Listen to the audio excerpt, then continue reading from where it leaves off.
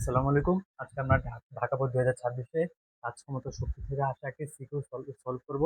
তো এখানে আমাদের প্রশ্ন দেয়া আছে যে একটি কপি কলের এক পাশে 100 কেজি এবং অপর পাশে 50 কেজি ভরের দুটি বস্তু ভূপৃষ্ঠ থেকে 30 মিটার উপরে একটি সুতা দ্বারা স্থির অবস্থায় আছে। বস্তু দুটিকে ছেড়ে দিলে 100 কেজি ভরের বস্তুটি 2 মিটার নিচে নামলো এবং 50 কেজি ভরের বস্তুটি 2 মিটার উপরে উঠলো। এখন যদি আমরা এই উদ্দীপকটা যদি আমরা একটা চিত্রের মাধ্যমে দেখাতে চাই, তাহলে জিনিসটা হলো যে একটা কপি কল দ্বারা এটা 50 কেজি এবং একটা 100 কেজি ভরের দুইটা বস্তু ঝুলাইয়া ঝুলানো আছে এবং জিনিসটা হচ্ছে ভূপৃষ্ঠ থেকে হচ্ছে 30 মিটার 30 30 মিটার উপরে আছে। এবং এখন যদি আমি 100 কেজি বস্তুটা যদি আমি ছাড়া দেই, তাহলে এটা 2 মিটার নিচে নামবে এবং 50 কেজি ভরের বস্তুটা একই সাথে 2 মিটার উপরে উঠবে। তো আমাদের গ নাম্বারে চাইছে যে উদ্দীপকের 50 কেজি ভরের বস্তুটি ছেড়ে দিলে ভূপৃষ্ঠ থেকে কত উচ্চতায় গতিশক্তি বিভব শক্তির 1/3 হবে। তো আমরা বলছি যে এই 50 কেজি ভরের বস্তুটার ক্ষেত্রে বস্তু যদি আমি ছেড়ে দেই, তাহলে ভূপৃষ্ঠ থেকে কত উচ্চতায় গতিশক্তি বিভব শক্তির 1/3 হবে। তো এটার জন্য যদি আমি একটা চিত্র আঁকতে চাই, তাহলে বুঝি যে এটা হচ্ছে 50 কেজি ভরের বস্তুটা, যেহেতু উদ্দীপকে দেওয়া আছে যে এটা ভূপৃষ্ঠ থেকে 30 মিটার উচ্চতায় আছে।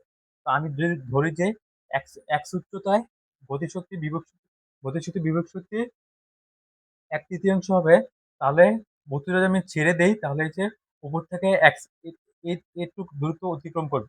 এর হচ্ছে এটা বলছে এটা সরণ। তো এটা সরণটা হবে যে 30 minus X meter. 30 minus X meter. এখন যদি আমি এটা সমাধান করতে যাই, আমি লিখতে পারি যে মনে করি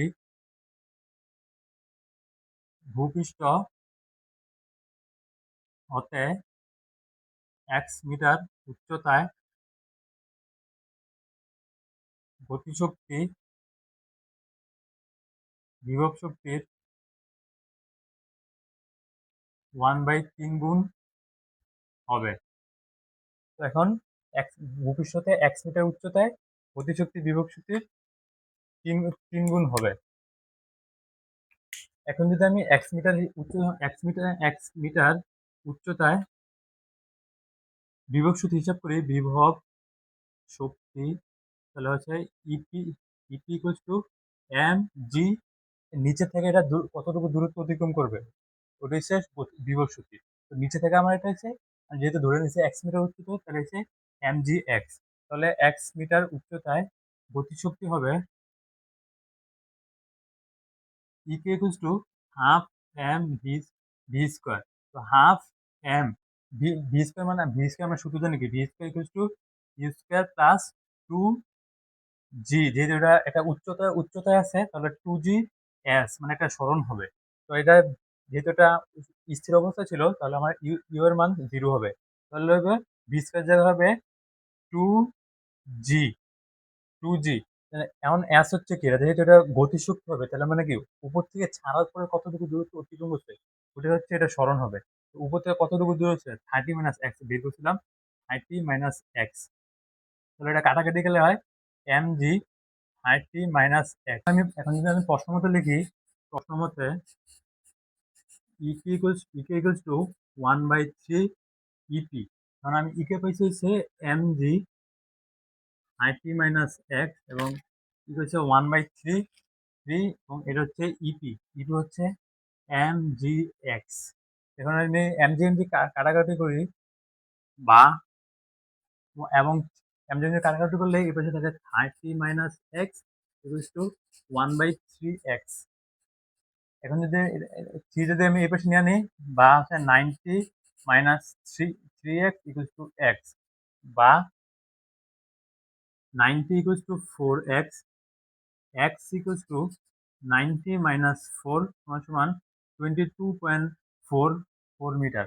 তাহলে হচ্ছে যে বস্তুটা হচ্ছে ভূপৃষ্ঠ থেকে 22.4 মিটার উচ্চতায় গতিশক্তি বিভব শক্তির 1/1/3 হবে।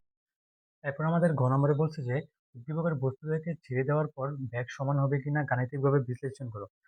দুটো বস্তু বস্তু যদি আমরা একই সাথে ছেড়ে দিই, তাহলে এদের বেগ সমান হবে কিনা সেটা গাণিতিকভাবে বিশ্লেষণ করতে বলছে। তো আমরা আমরা জানি, একটা সূত্র জানি যে কপি করে কপি করলে কপি করলে যুক্ত বস্তুর ত্বরণ equals to m1 minus m2 divided by m1 plus m2 into g। এখানে হচ্ছে m1 greater than m2। এখন যদি এই ফর্মুলায় আমি মান বসাই এমন কি, যেহেতু এমন বড়, তাহলে আমার এমন হচ্ছে 100 মাইনাস 50, 100 প্লাস 50 ইন্টু 9.8। আমার তাহলে উপরে আসে হচ্ছে 50, নিচে আসছে হচ্ছে 150 ইন্টু 9.8।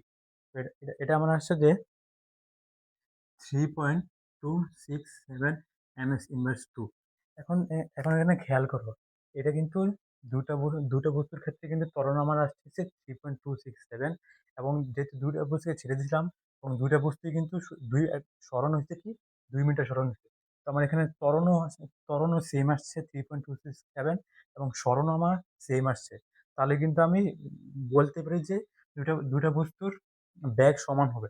তো তারপরে যদি আমি একটা সূত্র ইউজ করি, V square equals to U square plus 2as।